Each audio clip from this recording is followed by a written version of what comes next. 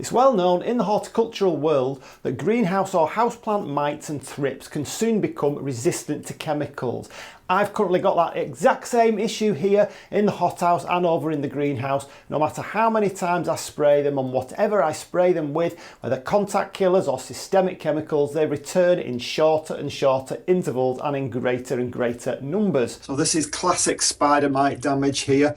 You can almost see all the millions of spider mites on them. These ones are dead, I'm happy to say, but it's like a dusting. And when you get to this point, then you know you've got an awful lot of spider mites on there, or thrips even. Thrips are a lot easier to see. This Philodendron verrucosum, you can see this leaf is almost rippled, and that's thrip damage. It's obviously the sap's being sucked from out of them. Now this wasn't a very heavy infestation, but they do keep coming back, they keep returning in greater numbers. I've actually sprayed some of these thrips and watched them walking around with this spray on them. So obviously I've got to the point where they are resistant to it now. To make matters worse, spider mites are windsurfers, using strands of webbing to sail through the air across to other plants, so an infestation in an enclosed building like this can quickly get out of control, as I've found to my cost. So what to do? That's what this video is all about. Let's jump in. And we are in. So, if chemicals are only partially effective for a short length of time, some might suggest organic methods, and that might be the right solution for many people.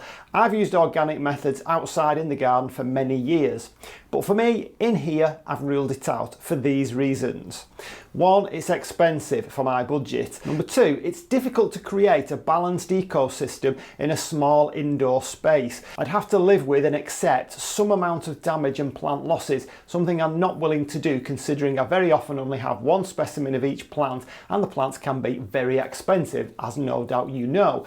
Finally, as I've already used chemicals up until now, and this was something that was new to me, the predatory mites that prey on spider mites and thrips are even more sensitive to chemical residues than the spider mites themselves, so this wouldn't be an option for me. So I was looking for something that was quick and easy, for large numbers of plants, very large numbers of plants, doesn't require an application to plants on an individual basis. I'm certainly not going to be picking plants up and wiping down all the leaves, just not something I'm going to do. It's great for some people, not for me. I want something that's affordable to me, or obviously this is subjective, and something that's effective for quite a long period of time. My current pest control involves spraying with differing products on an alternating basis. Like every couple of weeks I will change and spray with either a systemic, or I'll spray with a contact killer, or sometimes a barrier method. But as I've seen from plants like my plumeria and various arrows, there's a plumeria at the back there, effective control is diminishing as the mites get more resistant. So what is the solution?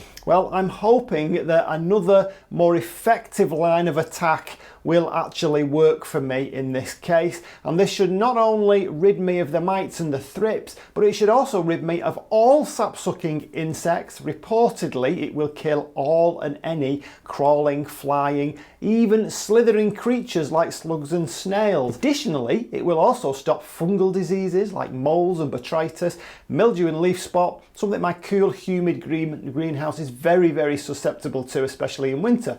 So what is this secret miracle weapon, you may ask? Well, it's called a sulphur hotbox. And for those of you who aren't familiar with it, I'm going to go through what it's all about.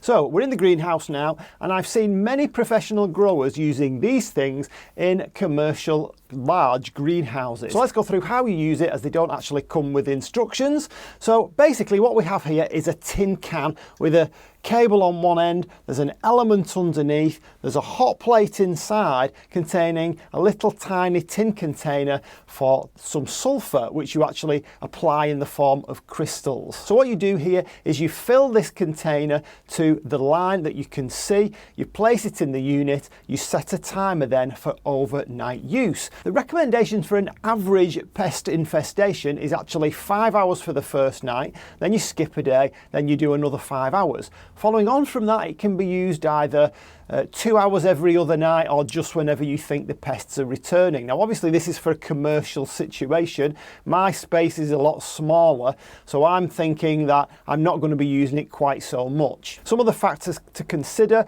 there mustn't actually be any fans on, there mustn't be any open vents or any lights on during this process. This is why the recommendation is that you do it overnight. The sulphur is actually heated to a liquid. It isn't burned. It then turns into a vapour. So it's just heated up and it's evaporated off. This vapour then circulates around the room and settles on the plants. I've tried it a few times now and I've not actually been able to detect any residue on the plants at all, but you can definitely smell the sulphur in the air for a few days. It's not really strong, it's just a faint smell of sulphur. This particular unit was the cheapest, smallest one available, and it cost me around £100, which included 500 grams of sulphur, which will obviously need to be replaced as it runs out. Bearing in mind how much I've spent in the past on chemical treatments and on expensive plants that have subsequently died through mite infestation or maybe mould or mildew, I think that the one-off cost for this was worth the investment. Of course, if it doesn't work, it wasn't. If it works, then it certainly was worth it in my case. This unit supposedly covers about 10 meters cubed, which is more than enough for my purposes. So let's cover some of the questions that I assume people will have, because I had them too. And these answers are from what I've read on the manufacturer's website and on various sellers' websites, so please do bear that in mind. So first of all, will it harm the plants? That was my first requirement. Well, no, apparently it will not harm the plants. Secondly, it's cheap to run, electricity-wise. It doesn't cost more than a few pence. It's very safe to use, apparently. It will not catch fire. I have a guarantee on that. It is non-toxic to humans. I'll look that up. I'll tell you a little bit more about that in a second. There are no harmful chemicals. Apparently sulphur is not a harmful chemical to humans. And finally, coverage is very even. It will spread throughout the entire indoor space. Now, I spent some time Googling around this, and it does indeed appear that sulphur isn't toxic to people.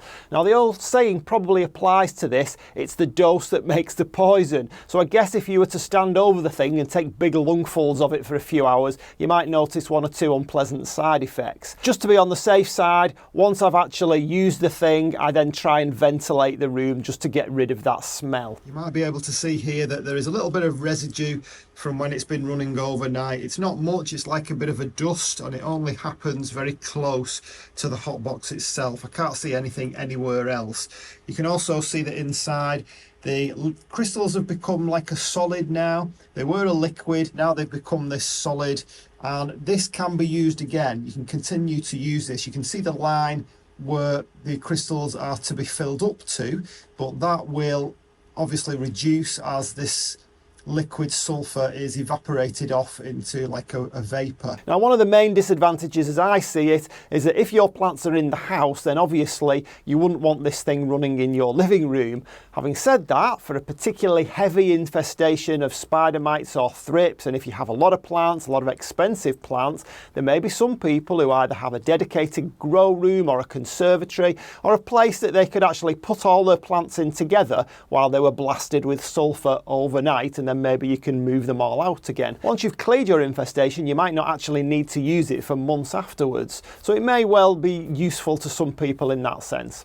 So what I'll do is I'll keep you informed of how it goes. I'm crossing everything that this method works for me, and you can be sure that if it does, next season I will be covering every single one of my doors, vents, windows and so on with horticultural fleece to prevent any more unwanted visitors attacking my plants. Now, I don't know if this will actually kill fungus gnats, I expect it will, but if you're struggling with them and are either unwilling or unable to try the hotbox, then this video up here might give you a few ideas with that. For now, I'll see you on the next one. Bye!